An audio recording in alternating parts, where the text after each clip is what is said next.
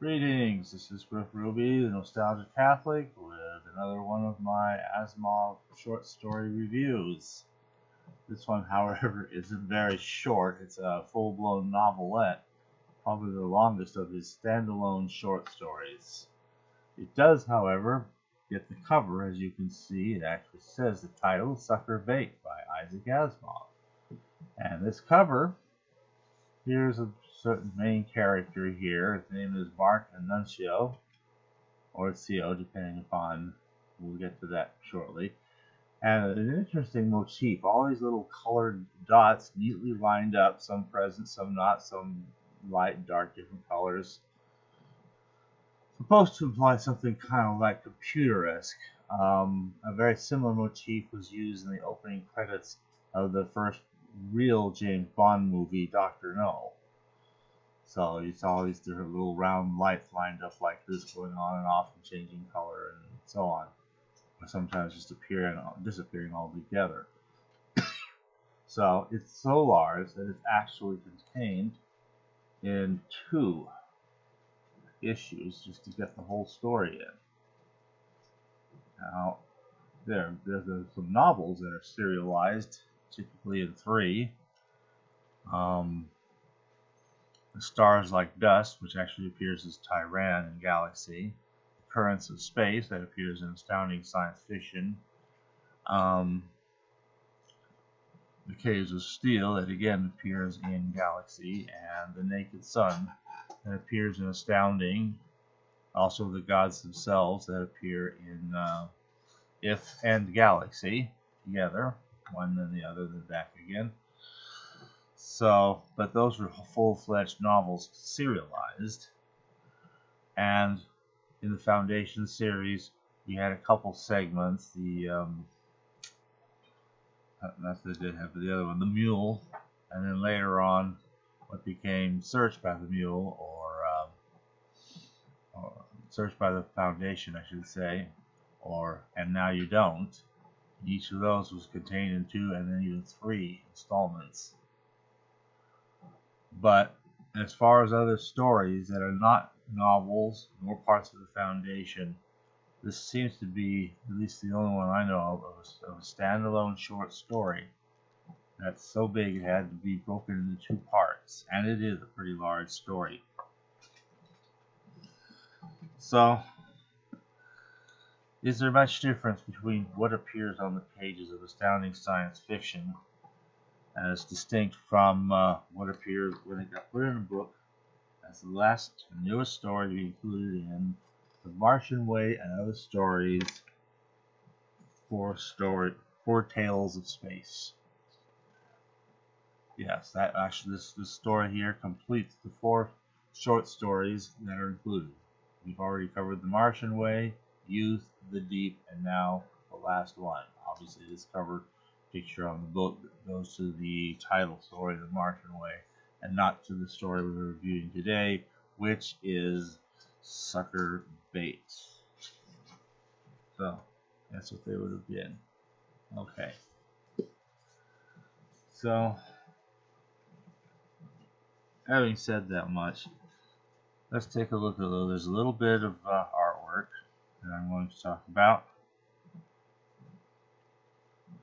The idea is Sucker Bait is about, well, there's 2 things. There's a planet that he discovered. Apparently it had been known long before. An attempt to colonize it had been made. The colonists had mysteriously died off. A little more about what happened there. Then the planet got forgotten. Now they come back a whole lot later. They find this planet again, and my goodness, it's got this lush vegetation. There's all these things you can, it's got fruits, vegetables, things you can eat. And maybe, I don't know if they have meats, but I mean, they seem to imply that there would be something. So yeah, I guess it'd be meats, that you could eat. A few things that are not edible will also taste terrible, but the ones you can taste pretty good. Even they may be a little tougher or something, but it's a usable planet. It's a nice planet. But they use that expression for a planet that looks nice, but there's something wrong with it, and in fact, it could be a disaster to go there. And that's the fear. There were those other colonists who had colonized and were there for like 2 or 3 centuries, but they died off. And nobody knows what happened. Apparently, whatever records they might have left, and just, I mean, it's centuries later after that this gets visits again, and there's not much left. So let's start with the artwork. Well, all right. This is where it gets its start. There's a piece of artwork. I kind of like how you got a poster on the wall, and people and townspeople could see that. Just like in the old days, that's how people would be notified of events. Somebody would write it on a paper and put it up in a place, and people passing by could take a look and find out what important events are going on. Like if somebody's wanted by the police or something. You sometimes see signs like that in older shows. And I guess it's kind of interesting to portray something. In 1954, things would still be done that way. Now, if you want to put something on the wall, it's usually like, roommates saw it, or used trumpet for sale, some such thing. Whatever, and it would just be in some place, or maybe a job notice, perhaps. So you kind of have that. But in the old days, that would be for a lot more things. And here, you see a bee on Troas, colonial development, blah blah blah, opportunity, blah blah blah blah. Now, something now, and there's all these townspeople kind of looking at it, thinking, well, maybe that would be a neat prospect. Okay. There's a blurb on the page. I'll just top of the other page, and I'll just read that quickly. It says, first of 2 parts, a fair green planet will always be bait to the interstellar explorer colonist type. But when a planet has some mysterious killer characteristic, then it's sucker bait. Yeah, and it is sucker bait.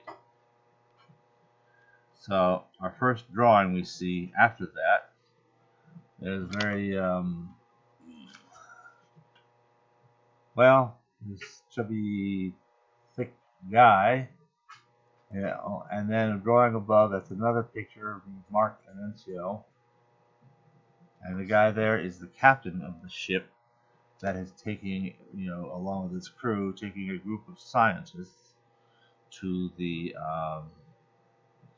spaceship, to the planet. So let's see here. The images we meet him. Here's his name, Captain Follenby. Well, I'll just call him Captain Follenby.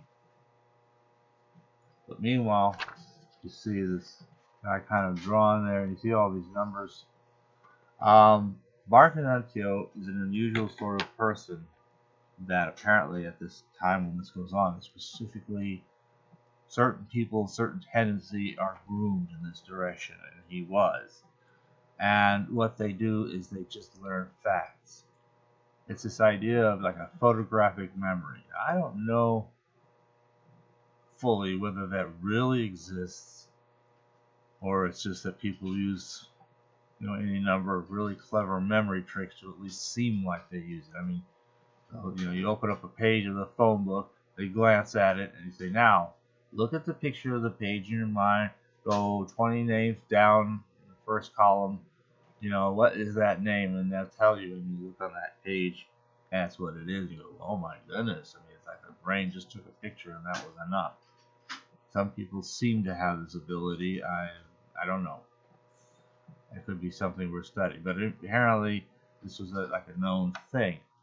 And this guy, the young Mark Annuncio, specifically trained to have that about anything and everything.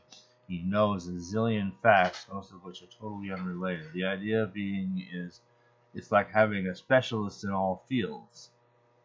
Only, of course, you can't really specialize, but you can know, like, you just memorize a whole bunch of detailed facts in widely separated areas of study, as opposed to being limited to particular areas of study, and your area and not much else. We tend to specialize, and that is a big theme in the story, both the character of Mark himself and this whole nature of what it is that he does as his job.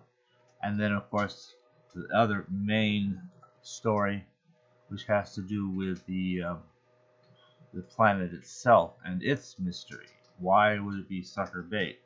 Well, as we first meet him, he has a handler, I guess we could call him, by the name of Sheffield.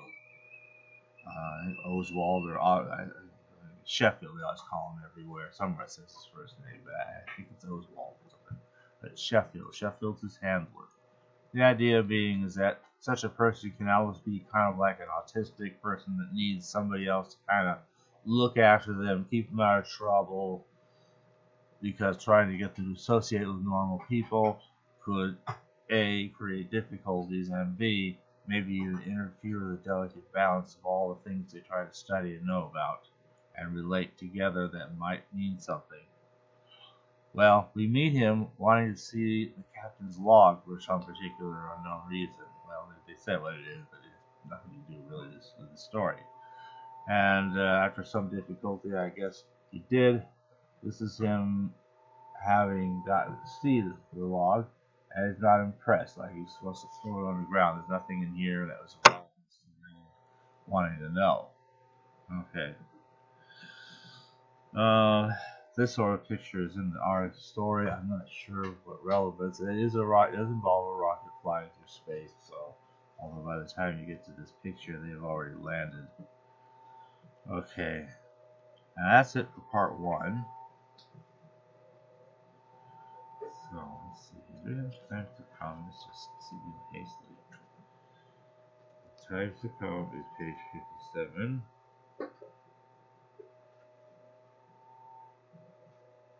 Alright. Oh. Let's see here. Starting with this issue, we've added a symbolic design motif on the cover in the upper left. In case there's someone who hasn't noticed, there are a few other magazines on the stand that have adopted the same size, shape, and general appearance, digest size, plus the same title designation of science fiction. This somewhat confuses the issue, in fact, any issue. Okay. Further, there are indications of that any particular design adopted is soon duplicated. So what now? This month we have the atom symbols. Oh, look how they do that. Yeah, as a symbol. And I did notice, in fact, I just noticed a moment ago, there was also in this story, instead of the drawing, here, the atom symbol manifests way at the end there. So, this was the time of the atom. Okay, so the 40s was also the time of the atom. Now that people are discovering not only the atom bomb, but the hydrogen bomb, the atom was a very major symbol of power, technology, of advance. Because, of course, at least when it came to fission, peaceful applications were very readily and easily possible. I think there are already some nuclear reactors being built towards providing power, which I came across a rather interesting report recently. Apparently, despite the one difficulty of the nuclear waste, which actually need not be that much of a difficulty if handled and used properly, could actually be one of the cleanest sources of energy for humans as possible.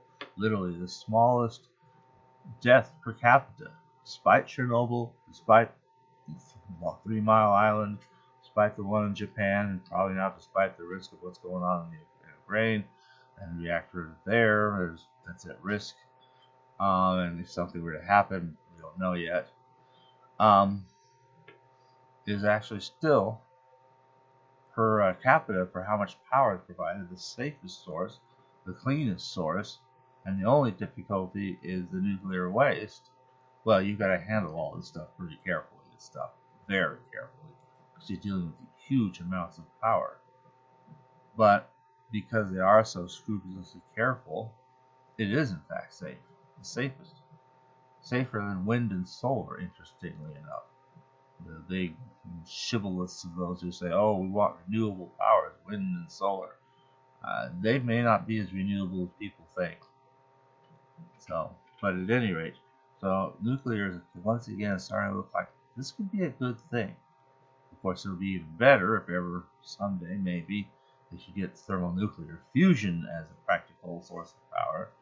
We're always getting closer, always getting closer. And we really are closer to that. But, so, that's kind of interesting here.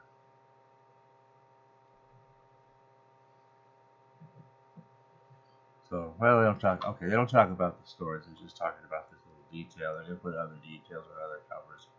Okay, what do you do? Oh, probably on this one, a little hypersonic thing, a supersonic craft, and you can see these sound waves. That's kind of cool. Alright. So let's go on with the story. Now, part 2 also has some artwork to it. So let's go see the artwork to that.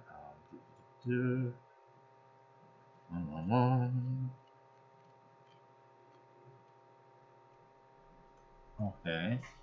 And here's another picture that starts the story.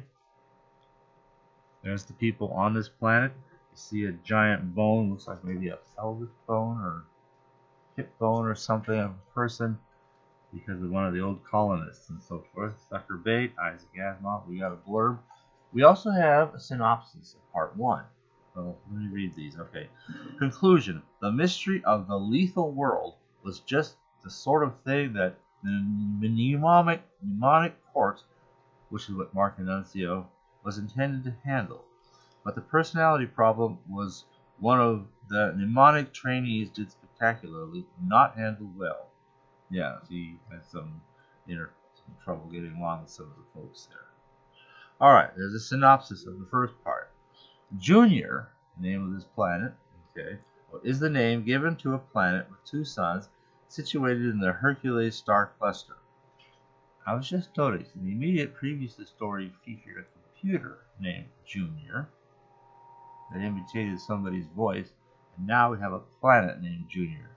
It's funny how sometimes these little things surface in adjacent stories. Okay. The planet and the 2 suns, one is blue-white and one is red-orange, are at the apices of an equilateral triangle and revolve as a unit around the center of gravity of the system. Junior is just emerging from an ice age. It is not known to carry intelligent life.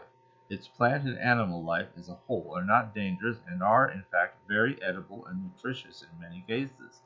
In every possible way, it would seem that Junior is an ideal world for human life. There is only one trouble. 100 years before the time of the story, a colony of 1,000 men, women, and children have been wiped out in a little over a year's time for some mysterious reason, possibly disease. The galactic government, anxious to utilize Junior for colonization purposes, has sent out a scientific expedition on the ship. The ship is called the George G. Grundy, or the Triple G. Mark Annuncio is so wide and diverse in his knowledge, he says, there's no such ship under that registry name, the Triple G. And the captain has to explain to him that is correct. It's actually the George G. Grundy. We never know what the middle G is for. And so GGG, or Triple G for short. Okay. So, it is correct. Okay. To determine the cause of death of the first expedition. Outside of the crew, the only member of the expedition who is not a scientist is Mark Annuncio, a young man of 20 who was a member of a newly founded organization known as the Mnemonic Bureau. The mnemonics are youngsters specially trained in the direction of the development of their latent talents of eidetic memory and total recall. Total recall? He has total recall. Recall. It is their function to fill themselves with all possible varieties of data in order that occasionally they may make a correlation across widely separated fields of knowledge that would never be made by the ordinary scientific specialists who are too restricted in their fields of science. Mark is under the care of his psychologist teacher, Oswald Sheffield, there we go, who protects him from the non-compos, which is short for non-compos mentis, a Latin term, by the way. I still have my little tastes of Latin. a term used by mnemonics for all other humans on the ship who distrust the youngster as a nosy and annoying busybody. The leader of the scientific group is Emmanuel Simon, astrophysicist, a cold, stiff personality particularly antagonistic to Mark. His observations of Junior from space yield nothing of value, although the planet's beauty under the double sun in different colors is remarkable. Upon landing, Boris Vernadsky, a geochemist, examines the atmosphere exhaustively and finds it ideal.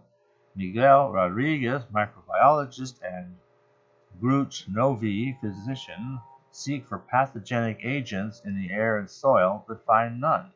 Nervile Fox, F-A-W-K, okay.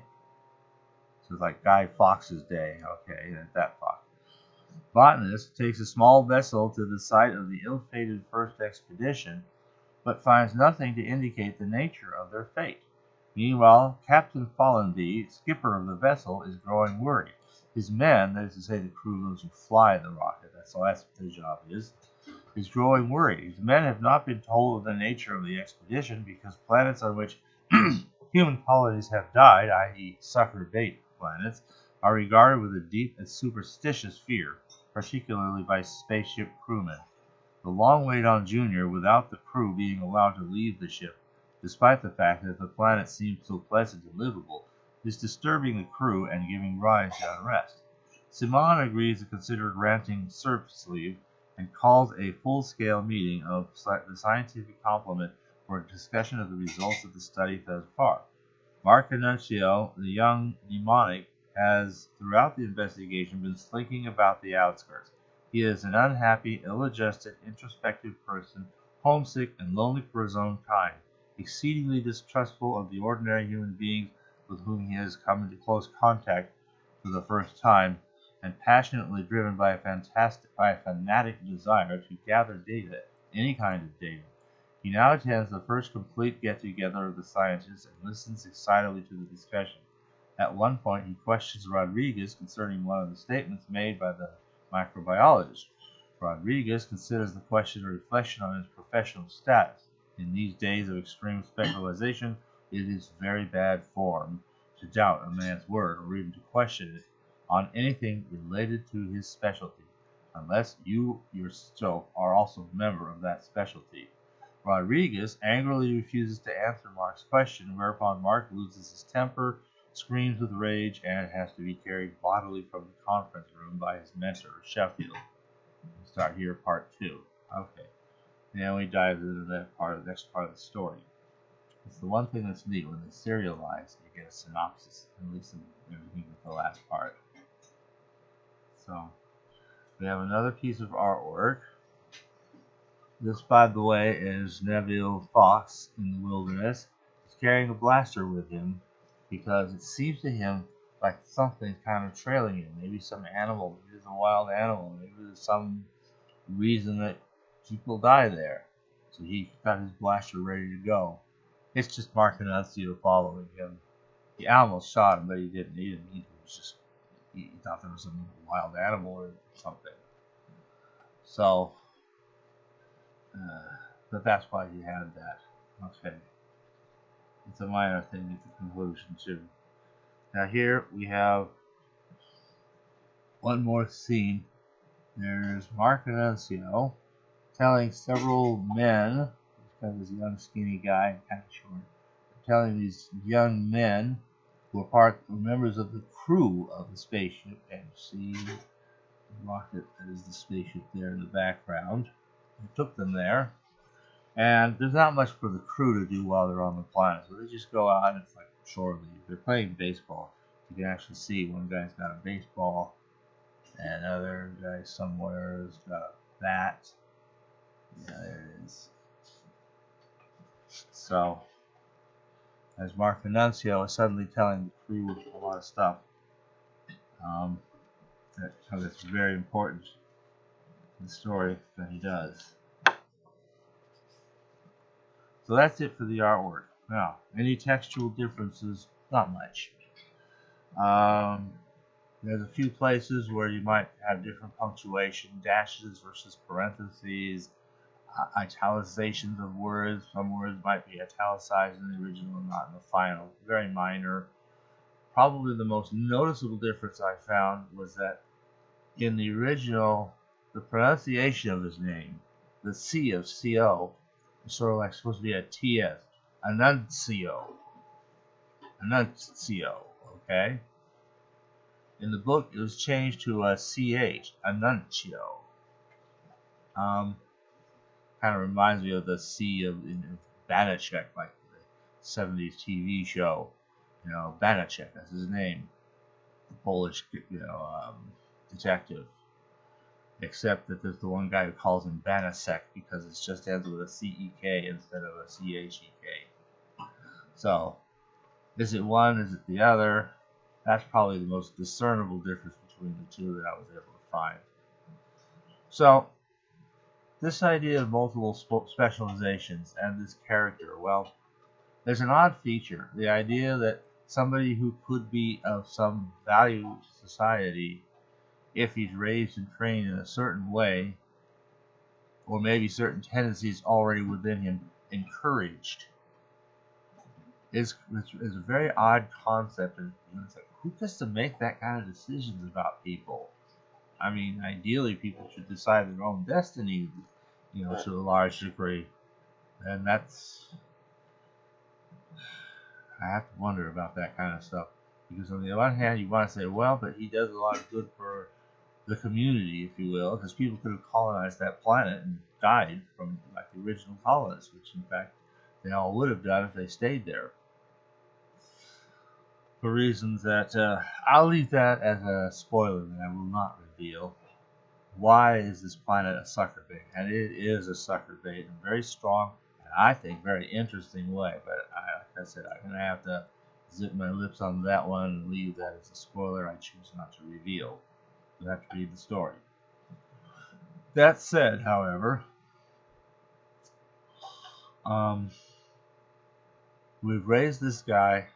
It's like encouraging him in his autism, if you will. They don't say the word, and it probably isn't exactly that from a clinical or a diagnostician's standpoint, but it is a person who can be, require a handler and be that difficult for other people to understand or get along with, as someone who is autistic might be. Kind of similar looking characteristics anyway. And to actually encourage that because it involves mental abilities that could be of significant practical use, which it is. But was he free to choose this life, to say, yes, this is what I want to do with my life. Let me train this way. I know, none of these mnemonic people are known to have gotten married, for example. So this kind of really disturbs a person's life rather significantly.